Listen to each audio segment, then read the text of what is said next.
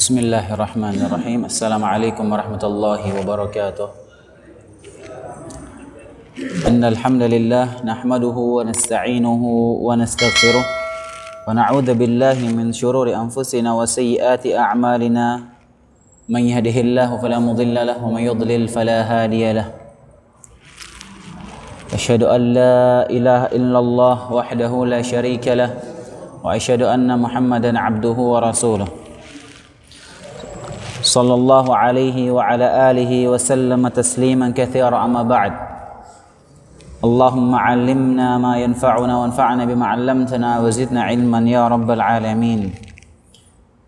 Hadirin azinallahu wa iyyakum, kita lanjutkan pelajaran kita, pembahasan tentang rukun iman, dan kita masih pada pembahasan rukun iman yang ketiga, yaitu iman kepada kitab. Dan insyaallah jika waktu mencukupi, ini pertemuan terakhir kita di rukun iman yang ketiga ini, dan pekan depan insyaallah kita masuk ke rukun iman yang keempat.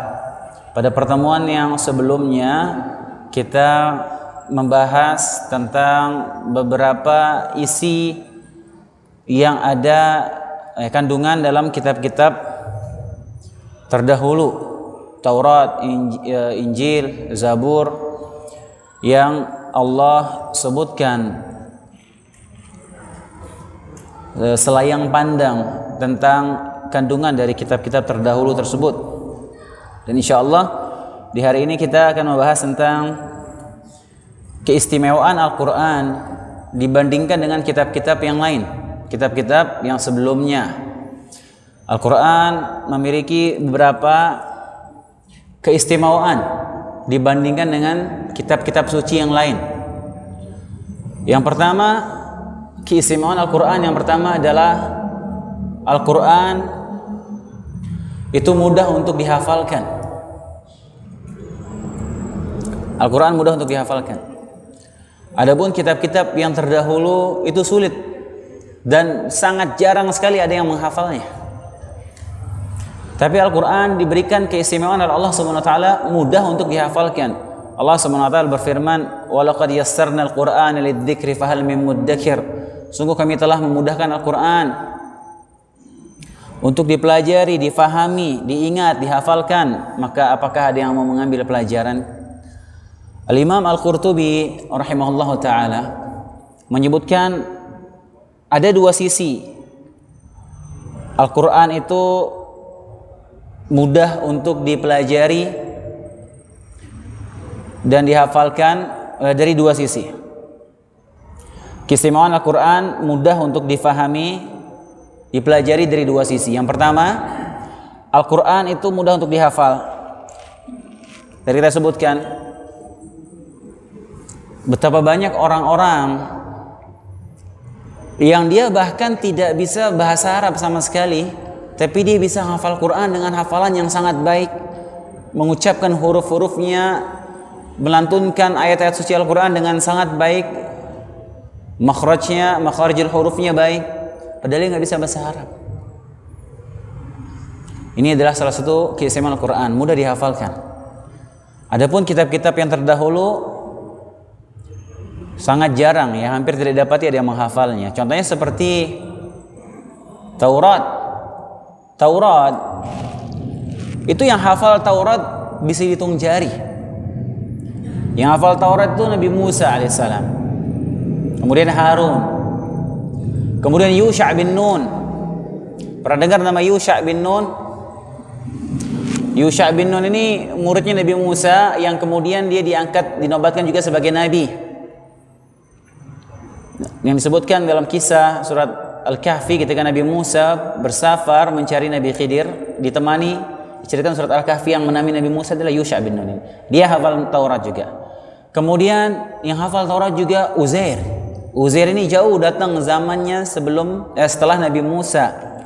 Ketika Bani Israel ditimpakan azab oleh Allah dengan berbagai macam azab, musibah demi musibah, adab demi adab Allah timpakan kepada Bani Israel karena mereka kaum pembangkang, kaum pengkhianat, kaum yang suka maksiat, yang kerjanya mengingkari, membunuh para nabi, sehingga Allah terus menerus memberikan adab dan musibah, cobaan kepada Bani Israel. Sehingga pada suatu masa sudah hilang Taurat, tidak ada lagi yang hafal. Tidak tersisa Taurat di tengah-tengah mereka. Hingga muncullah seorang yang bernama Uzair. Dan Uzair ini diperselisihkan apakah dia cuma orang soleh atau dia juga nabi.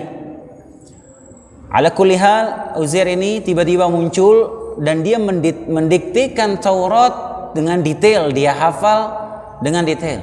Maka orang-orang Yahudi, Bani Israel pun kagum sama dia, sampai sebagian ghulu sama Uzair ini, sampai menganggap Uzair sebagai anak Tuhan. Karena Allah berfirman, wa qalatil yahudu Uzair bin Allah. Orang Yahudi berkata Uzair adalah putra Allah. Wa qalatin nasara al-masih ibn Allah. Orang Nasrani berkata Isa anak Allah. Jadi itu yang menghafal Taurat. Jarang ada yang menghafal Taurat. Ya, karena kitab-kitab yang terdahulu tidak dimudahkan untuk dihafal. Kemudian sisi kedua,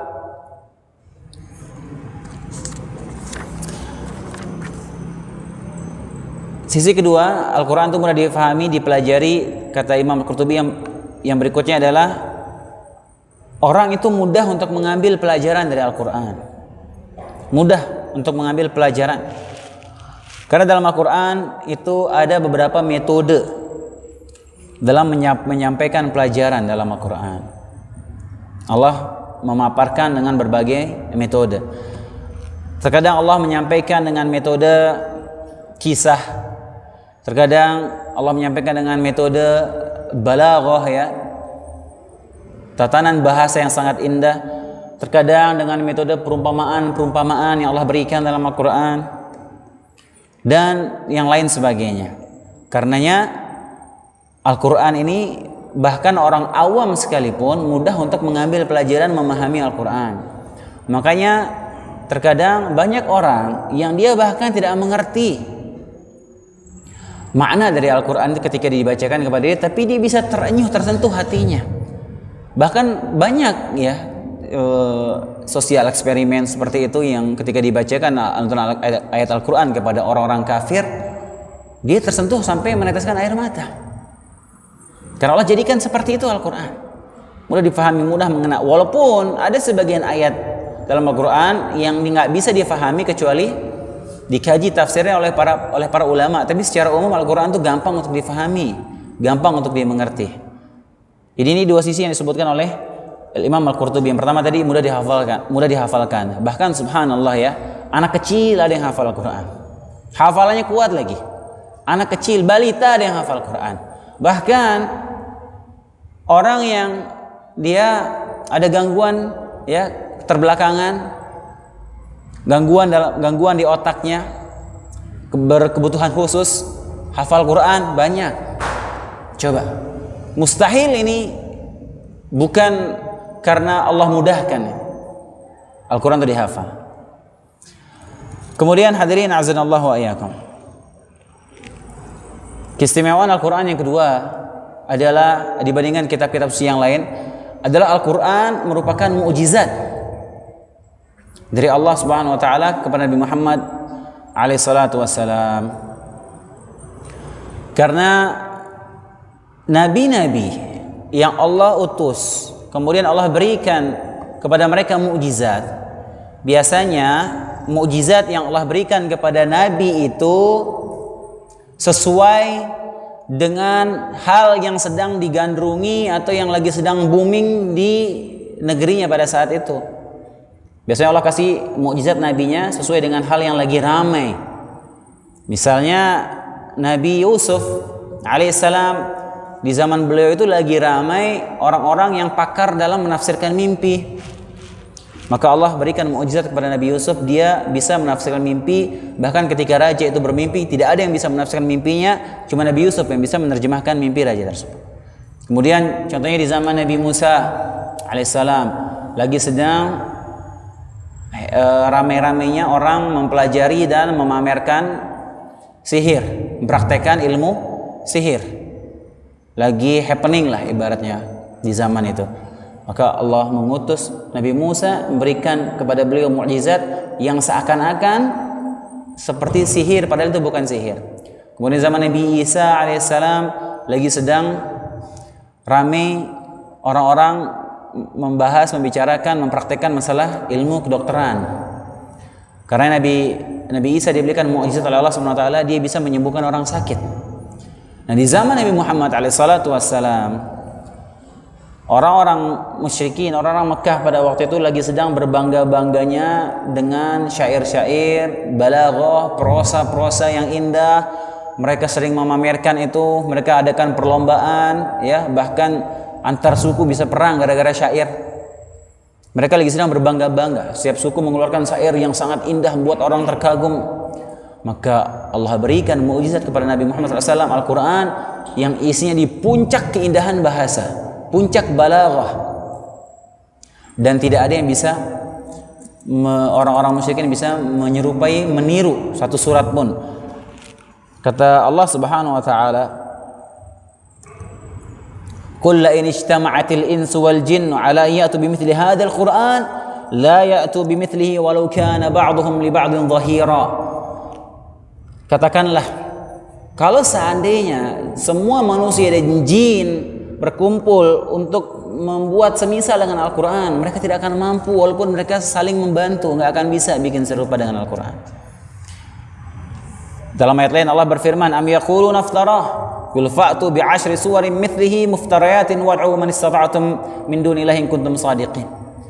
Mereka mengatakan, dia Nabi Muhammad, orang-orang musyrikin mengatakan Muhammad itu telah membuat Al-Quran. Ini buatan Muhammad. Maka katakanlah, wahai Muhammad, kata Allah, kalau demikian silahkan kalian buat 10 surat saja semisal dengan Al-Quran. Jika kalian mampu, panggil sekutu-sekutu kalian, silahkan buat 10 surat jika kalian benar. Enggak ada yang mampu. Dalam ayat lain Allah sebutkan lagi, wa in kuntum fi raibin mimma nazzalna ala abdina fa'tu bi suratin min mithlihi wad'u syuhadaakum min dunillahi in kuntum shadiqin. Jika kalian ragu terhadap apa yang Allah turunkan kepada hamba kami, pada Muhammad, itu Al-Quran, maka coba datangkan satu surat saja yang semisal dengan Al-Quran, dan panggil sekutu-sekutu kalian, saling bantu jika kalian benar. Maka ada tantangan di sini. Allah berikan tantangan, dan dalam 3 surat, dalam 3 ayat berulang-ulang, silahkan coba datangkan, bikin serupa dengan Al-Quran. Dalam ayat lain bikin 10 surat saja. Dalam ayat lain bikin 1 surat saja coba yang semisal dengan Al-Quran. Dan mereka pada saat itu lagi di puncak-puncaknya, sedang berbangga-bangga, sedang banyak ahli-ahli syair, ahli balaghah, ahli bahasa, buat 1 surat. Mereka nggak ada yang mampu. Maka ini tantangan inilah yang menjadi salah satu bagian dari kemukjizatan Al-Quran. Ketika mereka ditantang orang-orang ahli bahasa, mereka nggak mampu membuat, dan mereka mengakui itu. Mereka mengakui. Bahkan banyak dari mereka ketika mendengar Al-Quran, mereka masuk Islam. Karena mereka sadar ini bukan kalam manusia. Manusia nggak bisa berbuat, menyusun kata-kata seperti itu. Berikutnya hadirin azanallah wa iyyakum, sisi kemukjizatan Al-Quran. Jadi kemukjizatan Al-Quran itu tentunya dari banyak sisi, ya.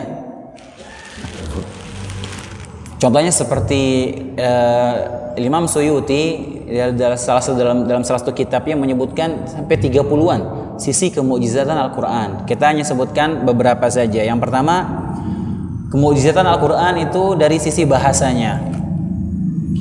Bahasa Al-Quran di puncak keindahan, tidak bisa ditiru oleh kaum musyrikin. Mereka ahli bahasa, mereka nggak bisa meniru itu. Ya, kemudian juga mereka menyadari, orang-orang ahli syair musyrikin Mekah pada waktu itu, mereka menyadari bahwasanya Al-Quran ini tidak sama dengan syair-syair, tidak sama dengan prosa-prosa bahasa Arab. Mereka akui itu, ini bukan syair ini, tapi perkataannya begitu indah. Maka dari sini sisi kemukjizatan Al-Quran pertama dari sisi bahasanya. Kemudian sisi kemukjizatan Al-Quran yang berikutnya adalah dari sisi kandungan konten Al-Quran, kandungannya.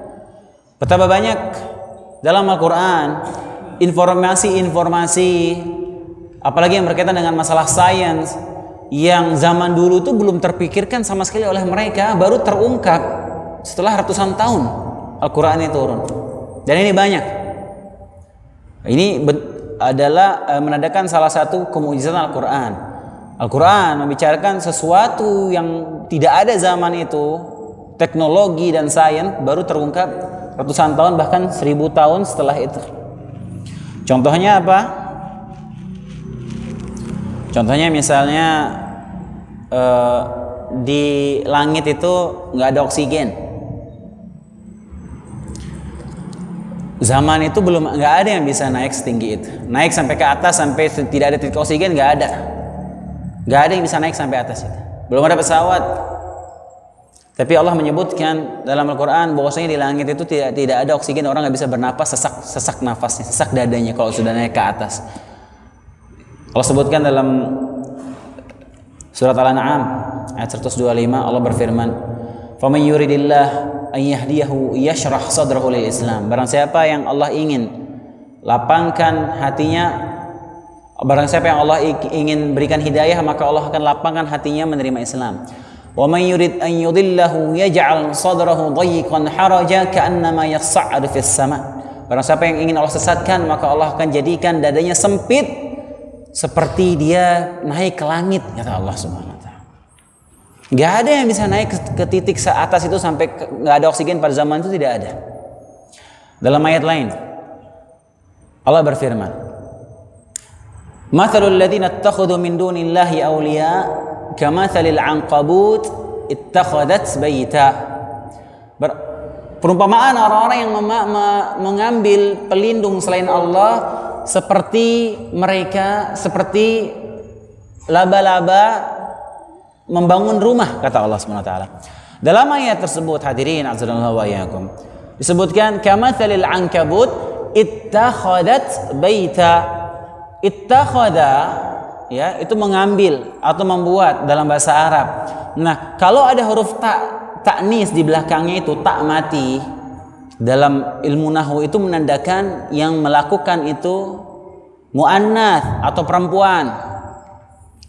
Allah bilang seperti laba-laba mengambil, ittakhadat baita. Dia pakai dhamir muannats di situ, hadirin. Sementara ankabut, laba-laba dalam bahasa Arab itu dia statusnya mudzakkar atau laki-laki. Tapi ketika disebutkan kata kerjanya pakai kata kerja perempuan. Faham? Dari titik ini banyak orang-orang orientalis berusaha menjatuhkan Al-Quran. Lihat ini. Katanya di puncaknya bahasa, masa ankabut jelas mudzakkar, tapi kenapa ittakhadatnya muannas pakai kata ganti perempuan?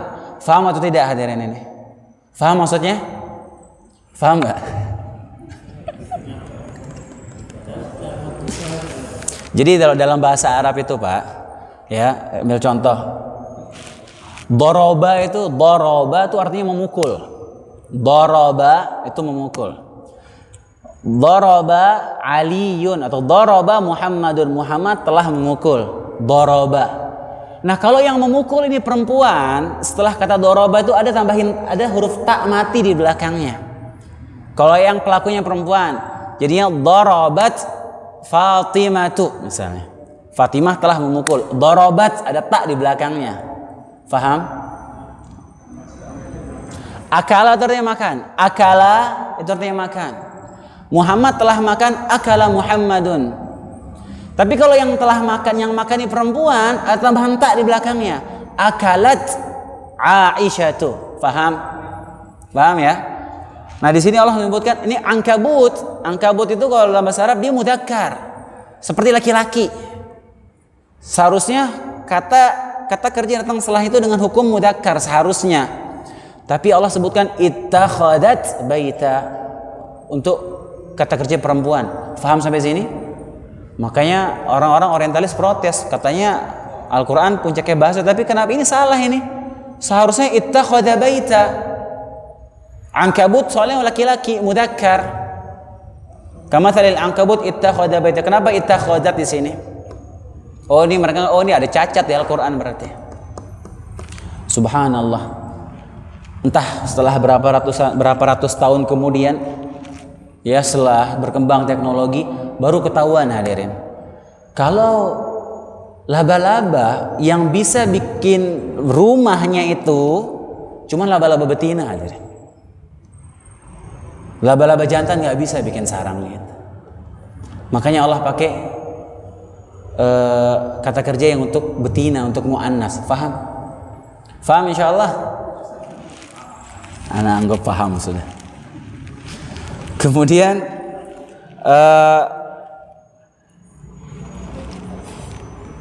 juga tentang perkembangan pembentukan embrio dalam janin perempuan. Itu ada dalam Al-Quran disebutkan.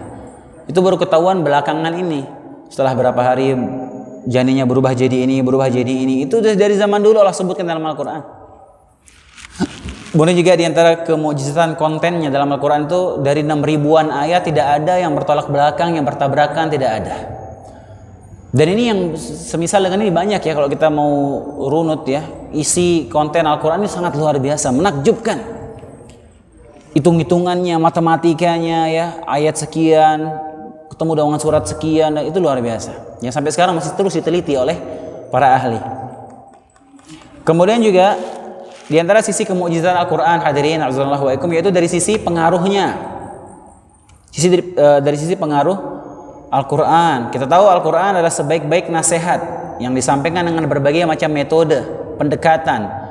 Dan banyak orang yang tadi kita sebutkan, dia tersentuh membaca Al-Quran, terpengaruh dia, terenyuh sampai menangis dia ketika mendengar Al-Quran atau membaca Al-Quran. Apalagi kalau dia mempelajari tafsirnya. Bahkan banyak orang yang masuk Islam gara-gara cuman sekedar dengar ayat Al-Quran. Banyak yang masuk Islam. Ini adalah bukti bahwasanya Al-Quran itu pengaruhnya juga mukjizat. Pengaruhnya juga salah satu bentuk mukjizat.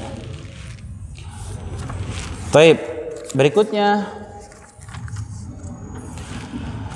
yang ketiga, keistimewaan Al-Quran dibandingkan kitab-kitab suci yang sebelumnya, yaitu Al-Quran adalah muhaimin. Muhaimin.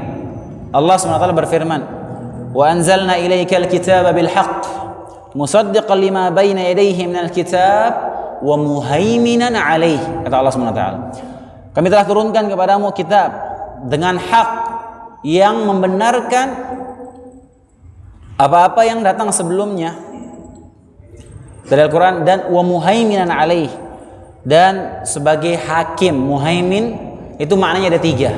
Muhaimin maknanya ada tiga. Pertama sebagai hakim, ya, sebagai saksi. Pertama sebagai saksi, sebagai amin, kepercayaan. Kemudian hakim, sebagai hakim bagi kitab-kitab suci yang lalu. Apa maknanya sebagai amin, kepercayaan? Yaitu Al-Quran.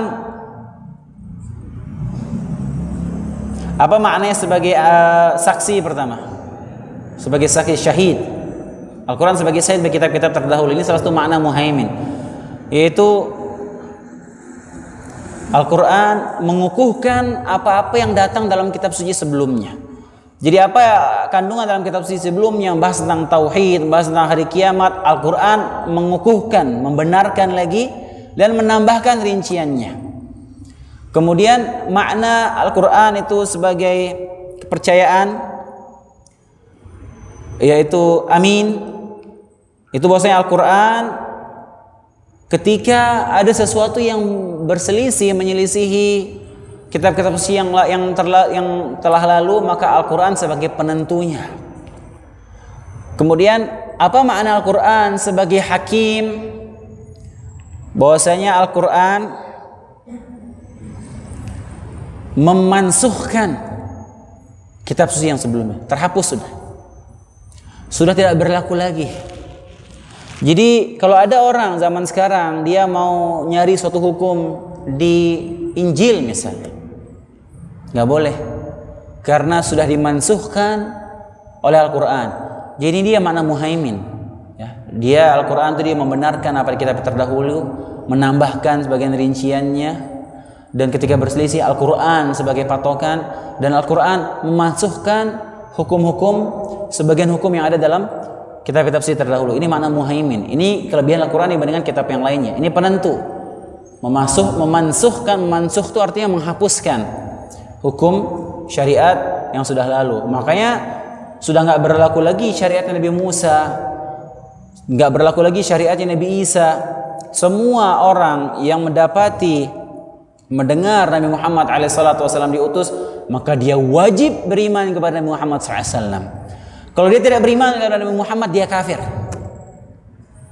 Ada orang Islam bertauhid kepada Allah SWT, dia beriman kepada Nabi Isa, dia bertauhid, tidak menganggap Nabi Isa sebagai Tuhan. Dan ini ada salah satu sekte Nasrani, hadirin.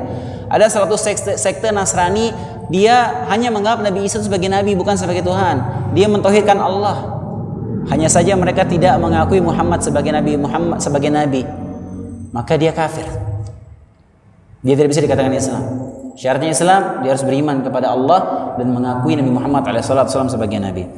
Kemudian yang keempat, dan ini adalah salah satu yang paling penting, keistimewaan Al-Quran dibandingkan kitab-kitab suci yang sebelumnya, yaitu Al-Quran terjaga keautentikannya, tidak bisa dirubah, tidak bisa ditambahkan, tidak bisa dikurangkan, karena Allah yang langsung menjamin penjagaannya. Allah langsung yang menjamin. Adapun kitab-kitab suci yang lalu Allah tidak jaga, Allah tidak jamin penjagaannya. Allah membebankan kepada hambanya pada saat itu untuk menjaga kitab suci tersebut, tapi mereka tidak menjaganya. Terjadi banyak perubahan. Dan ini salah satu yang paling penting. Makanya kalau kita lihat kalau kita mau coba rubah jangankan satu huruf, hadirin, satu harokat aja coba rubah satu harokat dalam Al-Quran. Coba selipin Al-Quran, selipin harokatnya ganti, pasti ketahuan. Karena Allah menjaga Al-Quran itu. Allah menjaga supaya Al-Quran tidak dirubah-rubah, tidak diutak-atik oleh manusia sampai hari kiamat. Allah SWT berfirman, Inna nahnu anzalna dzikra wa inna lahu lahafidhun. Sungguhnya kami menurunkan Al-Quran dan kami yang akan menjaganya, kata Allah SWT. Di antara bentuk penjagaan Allah pada Al-Quran, ya Allah jadikan banyak orang hafal Al-Quran. Ini salah satu bentuk penjagaan. Kemudian juga di antara bentuk penjagaan Allah terhadap Al-Quran, tidak bisa ditambah, tidak bisa dikurangin. Kata Allah SWT, La ya'tihil batilu min baini yadayhi wala min khalfihi tanzilu min hakimin hamid. Yang tidak datang kepadanya Al-Quran, maksudnya kebatilan dari depan maupun dari belakangnya, nggak bisa. Mau ditambah-tambah, mau dikurangin, nggak bisa. Taib. Adapun kitab-kitab terdahulu, hadirin azanallahu wa iyyakum, banyak terjadi perubahan, banyak terjadi penyimpangan karena mereka ketika dibebankan oleh Allah untuk menjaga kitab suci mereka tidak jaga. Bahkan mereka sengaja merubahnya. Ada beberapa bentuk penyimpangan yang dilakukan oleh umat-umat terdahulu terhadap kitab suci mereka, baik itu Taurat maupun Injil. Dan Allah sebutkan dalam Al-Quran. Ini saya bacakan ayatnya, bukan pendapat saya. Allah menyebutkan apa yang mereka umat-umat terdahulu lakukan kepada kitab suci mereka. Yang pertama, mereka melupakan ayat-ayat Allah Subhanahu wa taala. Kata Allah Subhanahu wa taala, "Wa nasu haddam mimma dzukiru bih." Dan mereka sengaja melupakan apa yang diturunkan kepada mereka berupa peringatan. Dalam surat Al-Maidah ayat 13. Mereka saja melupakan. Kemudian yang kedua, yang mereka lakukan terhadap kitab suci mereka, umat-umat terdahulu, yaitu mereka menafsirkan firman-firman Allah tersebut secara serampangan, asal-asalan. Allah sebutkan dalam surat An-Nisa ayat 46, "Minal ladzina hadu yuharrifuna al-kalima 'an mawadhi'ihi." Orang-orang Yahudi itu mereka suka merubah-rubah perkataan dari tempatnya. Merubah-rubah perkataan, menyelewengkan perkataan dari tempatnya. Dia tafsirkan sesuka hati. Itu kebiasaan orang-orang Yahudi, Allah sebutkan. Kemudian juga di antara penyimpangan yang mereka lakukan pada kitab suci mereka, yaitu mereka sering menyembunyikan sebagian ayat. Sengaja mereka sembunyikan agar menyesuaikan sama hawa nafsu mereka. Ini yang mereka lakukan kepada kitab suci mereka, hadirin. Makanya nggak terjaga sampai sekarang, banyak distorsi, banyak penyimpangan, banyak yang bertolak belakang. Karena apa? Karena sudah banyak perubahan. Di antaranya mereka menyembunyikan ayat. Allah sebutkan surat Al-Maidah ayat 15. Ya ahlal kitab, qad ja'akum rasuluna yubayyinu lakum katsiran mimma kuntum tukhfuna minal kitab wa ya'fu an katsir. Wahai ahlul kitab, Yahudi dan Nasrani, sungguhnya telah datang kepadamu Rasul kami menjelaskan kepadamu banyak dari isi kitab yang kamu sembunyikan, kata Allah Subhanahu wa taala. Kemudian dalil yang lain yang menjelaskan masalah ini kita sebutkan pada pertemuan yang lalu. Ketika kita bahas tentang Taurat, orang Yahudi datang kepada Nabi sallallahu alaihi wasallam menanyakan tentang apa hukuman bagi orang yang berzina. Kita sebutkan minggu lalu itu. Sahabat Abdullah bin Salam, dia yang menunjukkan ketika mereka membawakan Taurat, mereka sengaja tutup itu ayat tentang raja, mereka tutup, mereka sembunyikan dari Nabi sallallahu alaihi wasallam. Akhirnya dibongkar oleh Abdullah bin Salam. Ini yang mereka lakukan di depan Nabi SAW. Mereka mau berusaha menyembunyikan itu isi Taurat, ditutup sama dia, apalagi setelah tidak ada Nabi. Kemudian diantara yang mereka lakukan pada kitab suci mereka, hadirin, yaitu mereka suka mengarang ayat-ayat baru. Mereka buat-buat ayat sendiri. Allah sebutkan dalam surat Al-Baqarah ayat 79, فَوَيْلٌ لِلَّذِينَ يَكْتُبُونَ الْكِتَابَ بِأَيْدِيهِمْ ثُمَّ يَقُولُونَ هَذَا مِنْ عِنْدِ اللَّهِ لِيَشْتَرُوا بِهِ ثَمَنًا قَلِيلًا فَوَيْلٌ لَهُمْ مِمَّا كَتَبَتْ أَيْدِيهِمْ وَوَيْلٌ لَهُمْ مِمَّا يَكْسِبُونَ. Maka celakaan yang besar bagi orang-orang yang menulis Alkitab dengan tangan mereka sendiri, lalu mereka mengatakan hada min indillah, ini dari sisi Allah, padahal mereka yang ngarang itu ayat. Tuh kebiasaan mereka. Liyashtaru bihi thamanan qalila. Apa tujuan mereka? Untuk memperoleh keuntungan yang sedikit dengan perbuatan itu. Maka Allah katakan fawailul lahum mimma katabat aydihim, maka celaka besarlah bagi mereka, bagi apa-apa yang mereka tulis dengan tangan mereka, dan kecelakaan bagi mereka akibat apa yang mereka kerjakan. Dalam ayat lain, dalam surat Al-Imran ayat 78, Allah sebutkan, wa inna minhum la fariqan yalwuna alsinatahum bil kitabi litahsabuhu minal kitab wa ma huwa minal kitab wa yaquluna huwa min indillahi wa ma huwa min indillahi wa yaquluna 'ala Allahi al-kadhiba wa hum ya'lamun. Orang-orang dulu itu di antara mereka ada yang dia memain-mainkan lidahnya, memutar-mutar lidahnya ketika mereka membaca Alkitab. Mereka main-mainkan lidahnya supaya kamu menyangka yang mereka baca itu adalah bagian dari Alkitab, padahal enggak, mereka ngarang-ngarang sendiri itu ayat ketika membaca Alkitab, padahal ia bukan dari Alkitab, kata Allah Subhanahu wa taala. Dan mereka mengatakan yang dia baca itu adalah dari sisi Allah, padahal ia bukan dari sisi Allah. Mereka berdusta atas nama Allah sedangkan mereka mengetahui. Tuh yang mereka lakukan pada kitab suci mereka. Makanya jangan heran, jangan bertanya kenapa kok Taurat itu kok banyak perubahan, kenapa Injil banyak perubahan. Ini Allah sebutkan apa yang mereka lakukan sepanjang sejarah kepada kitab suci mereka. Tapi Al-Quran, hadirin, tidak akan ada yang bisa melakukan seperti ini. Gak akan ada yang bisa.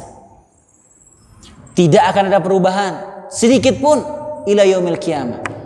Mau ditambah, mau dikurang, mau dirubah harokatnya aja nggak bisa, mau ngurangin satu huruf aja nggak bisa, apalagi mau nambah atau mengurangi ayat dalam Al-Quran.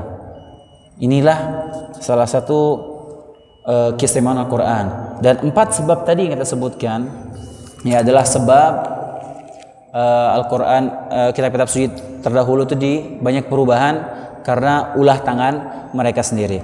Taib, yang terakhir kita bahas di sini kondisi kitab suci sebelum Al-Quran, ya, ketika kita bandingkan dengan Al-Quran, masalah periwayatannya. Ini ringkas saja kita tutup di sini.